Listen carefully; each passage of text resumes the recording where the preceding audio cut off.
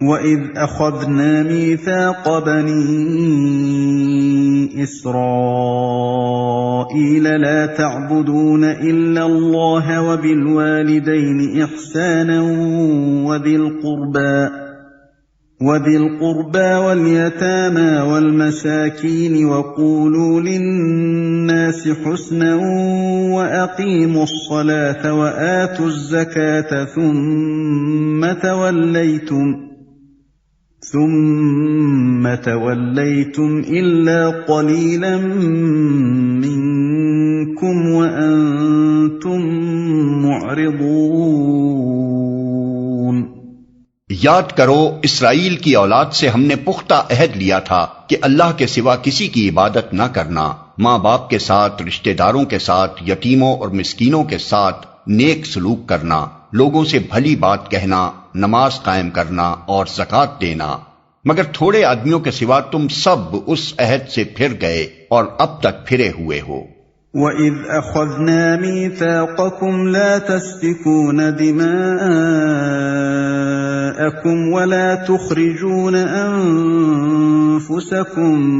مِنْ دِيَارِكُمْ ثُمَّ أَقْرَرْتُمْ وَأَنْتُمْ تَشْهَدُونَ۔ پھر ذرا یاد کرو ہم نے تم سے مضبوط عہد لیا تھا کہ آپس میں ایک دوسرے کا خون نہ بہانا اور نہ ایک دوسرے کو گھر سے بے گھر کرنا، تم نے اس کا اقرار کیا تھا، تم خود اس پر گواہ ہو۔ ثم أنتم هؤلاء تقتلون أنفسكم وتخرجون فريقا منكم من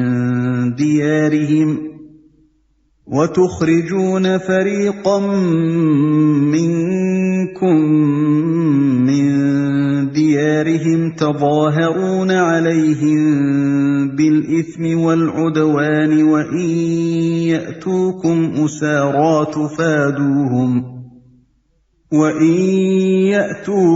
أسارى تفادوهم وهو محرم عليكم إخراجهم أفتؤمنون ببعض الكتاب وتكفرون ببعض فما جزاء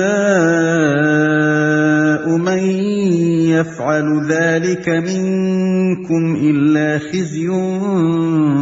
في الحياة الدنيا ويوم القيامة يردون إلى أشد العذاب وما الله بغافل عما تعملون۔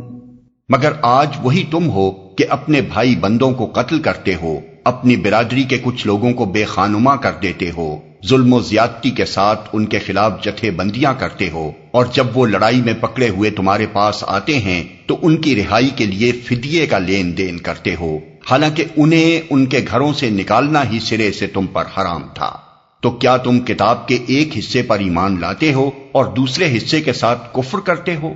پھر تم میں سے جو لوگ ایسا کریں ان کی سزا اس کے سوا اور کیا ہے کہ دنیا کی زندگی میں ذلیل و خوار ہو کر رہیں اور آخرت میں شدید ترین عذاب کی طرف پھیر دیے جائیں۔ اللہ ان حرکات سے بے خبر نہیں ہے جو تم کر رہے ہو۔ تو کیا تم کتاب کے ایک حصے پر ایمان لاتے ہو اور دوسرے حصے کے ساتھ کفر کرتے ہو؟ نبی صلی اللہ علیہ وسلم کی آمد سے پہلے مدینے کے اطراف کے یہودی قبائل نے اپنے ہمسایہ عرب قبیلوں اوس اور خزرج سے حلیفانہ تعلقات قائم کر رکھے تھے۔ جب ایک عرب قبیلہ دوسرے قبیلے سے برسر جنگ ہوتا تو دونوں کے حلیف یہودی قبیلے بھی اپنے اپنے حلیف کا ساتھ دیتے اور ایک دوسرے کے مقابلے میں نبرد آزما ہو جاتے۔ یہ فعل صریح طور پر کتاب اللہ کے خلاف تھا اور وہ جانتے بوجھتے کتاب اللہ کی خلاف ورزی کر رہے تھے، مگر لڑائی کے بعد جب ایک یہودی قبیلے کے اسیران جنگ دوسرے یہودی قبیلے کے ہاتھ آتے تھے تو غالب قبیلہ فدیہ لے کر انہیں چھوڑتا اور مغلوب قبیلہ فدیہ دے کر انہیں چھڑاتا تھا، اور اس فدیے کے لین دین کو جائز ٹھہرانے کے لیے کتاب اللہ سے استدلال کیا جاتا تھا۔ گویا وہ کتاب اللہ کی اس اجازت کو تو سراخوں پر رکھتے تھے کہ اسیران جنگ کو فدیہ لے کر چھوڑا جائے، مگر اس حکم کو ٹھکرا دیتے تھے کہ آپس میں جنگ ہی نہ کی جائے۔ أولئك